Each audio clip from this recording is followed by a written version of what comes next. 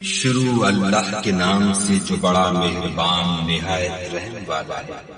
یہ کتاب خدائے رحمان و رحیم کی طرف سے اتری ہے، ایسی کتاب جس کی آیتیں واضح المعانی ہیں، یعنی قرآن عربی ان لوگوں کے لیے جو سمجھ رکھتے ہیں، جو بشارت بھی سناتا ہے اور خوف بھی دلاتا ہے، لیکن ان میں سے اکثروں نے منہ پھیر لیا اور وہ سنتے ہی نہیں، اور کہنے لگے کہ جس چیز کی طرف تم ہمیں بلاتے ہو اس سے ہمارے دل پردوں میں اور ہمارے کانوں میں بوجھ یعنی بہرا پن ہے، اور ہمارے اور تمہارے درمیان پردہ ہے، تو تم اپنا کام کرو ہم اپنا کام کرتے ہیں۔ کہہ دو کہ میں بھی آدمی ہوں جیسے تم، ہاں مجھ پر یہ وحی آتی ہے کہ تمہارا معبود خدائے واحد ہے، تو سیدھے اسی کی طرف متوجہ رہو اور اسی سے مغفرت مانگو، اور مشرکوں پر افسوس ہے جو زکوٰۃ نہیں دیتے اور آخرت کے بھی قائل نہیں۔ جو لوگ ایمان لائے اور عمل نیک کرتے رہے ان کے لیے ایسا ثواب ہے جو قطع ہی نہ ہو۔ کہو کیا تم اس سے انکار کرتے ہو جس نے زمین کو 2 دن میں پیدا کیا اور بتوں کو اس کا مد مقابل بناتے ہو؟ وہی تو سارے جہان کا مالک ہے، اور اسی نے زمین میں اس کے اوپر پہاڑ بنائے اور زمین میں برکت رکھی اور اس میں سامان معیشت مقرر کیا، سب 4 دن میں اور تمام طلبگاروں کے لیے یکساں۔ پھر آسمانوں کی طرف متوجہ ہوا اور وہ دھواں تھا، تو اس نے اس سے اور زمین سے فرمایا کہ دونوں آؤ، خواہ خوشی سے خواہ ناخوشی سے۔ انہوں نے کہا کہ ہم خوشی سے آتے ہیں۔ پھر 2 دن میں 7 آسمان بنائے اور ہر آسمان میں اس کے کام کا حکم بھیجا، اور ہم نے آسمان دنیا کو چراغوں یعنی ستاروں سے مزین کیا اور شیطانوں سے محفوظ رکھا۔ یہ زبردست اور خبردار کے مقرر کیے ہوئے اندازے ہیں۔ پھر اگر یہ منہ پھیر لیں تو کہہ دو کہ میں تم کو ایسی چنگھاڑ کے عذاب سے آگاہ کرتا ہوں جیسے عاد اور سمود پر چنگھاڑ کا عذاب آیا تھا، جب ان کے پاس پیغمبر ان کے آگے اور پیچھے سے آئے کہ خدا کے سوا کسی کی عبادت نہ کرو۔ کہنے لگے کہ اگر ہمارا پروردگار چاہتا تو فرشتے اتار دیتا، سو جو تم دے کر بھیجے گئے ہو ہم اس کو نہیں مانتے۔ جو عاد تھے وہ ناحق ملک میں غرور کرنے لگے اور کہنے لگے کہ ہم سے بڑھ کر قوت میں کون ہے؟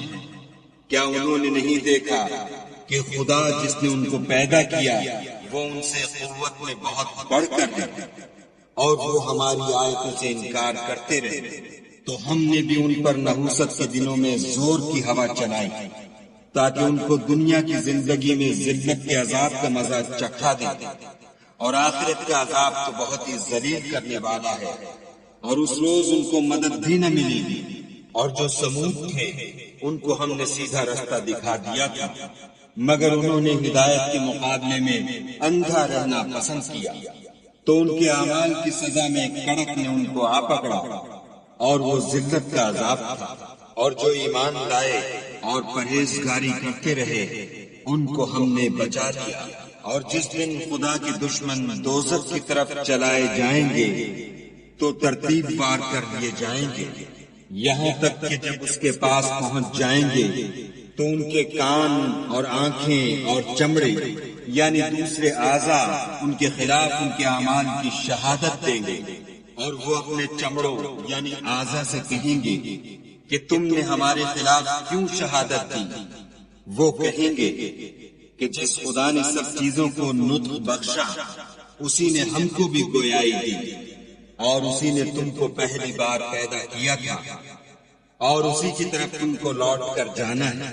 اور تم اس بات کے خوف سے پردہ نہیں کرتے تھے کہ تمہارے کان اور تمہاری آنکھیں اور چمڑے تمہارے خلاف شہادت دیں گے، بلکہ تم یہ خیال کرتے تھے کہ خدا کو تمہارے بہت سے عملوں کی خبر ہی نہیں، اور اسی خیال میں جو تم اپنے پروردگار کے بارے میں رکھتے تھے تم کو ہلاک کر دیا۔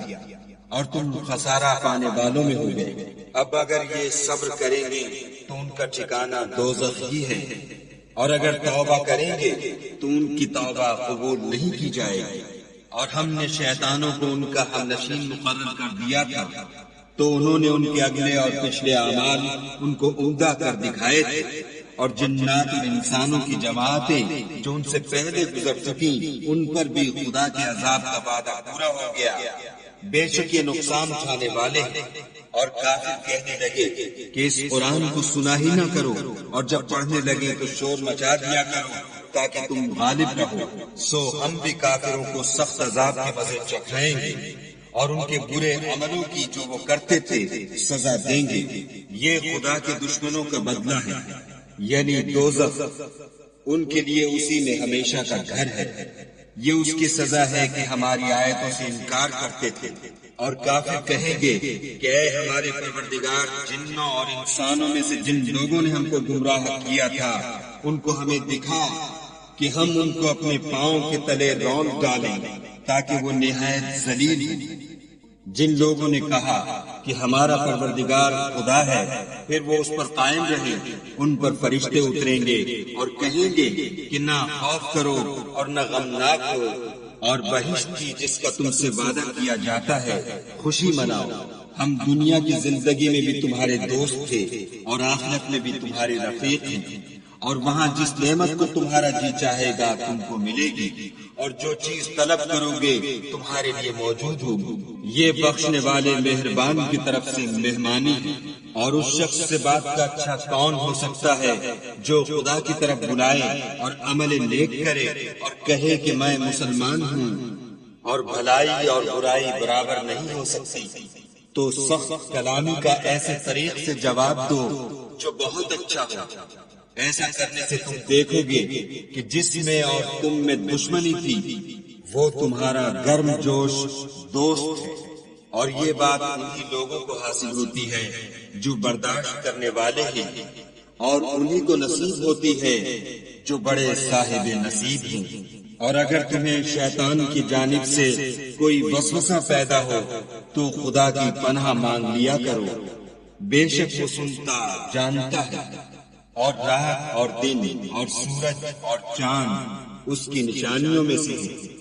تم لوگ نہ تو سورج کو سجدہ کرو اور نہ چاند کو، بلکہ خدا ہی کو سجدہ کرو جس نے ان چیزوں کو پیدا کیا ہے، اگر تم کو اس کی عبادت منظور ہے۔ اگر یہ لوگ سرکشی کرے تو خدا کو بھی ان کی پرواہ نہیں۔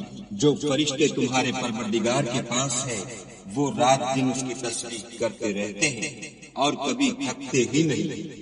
اور اے بندے، یہ اسی کی قدرت کے نمونے ہیں کہ تو زمین کو دبی ہوئی یعنی خشک دیکھتا ہے، جب ہم اس پر پانی برسا دیتے ہیں تو شاداب ہو جاتی اور پھولنے لگتی ہے۔ تو جس نے زمین کو زندہ کیا وہی مردوں کو زندہ کرنے والا ہے، بے شک وہ ہر چیز پر قادر ہے۔ جو لوگ ہماری آیتوں میں کجراہی کرتے ہیں وہ ہم سے پوشیدہ نہیں ہے۔ بھلا جو شخص دوزخ میں ڈالا جائے وہ بہتر ہے یا وہ جو قیامت کے دن امن و امان سے آئے؟ تو خیر، جو چاہو سو کر لو، جو کچھ تم کرتے ہو وہ اس کو دیکھ رہا ہے۔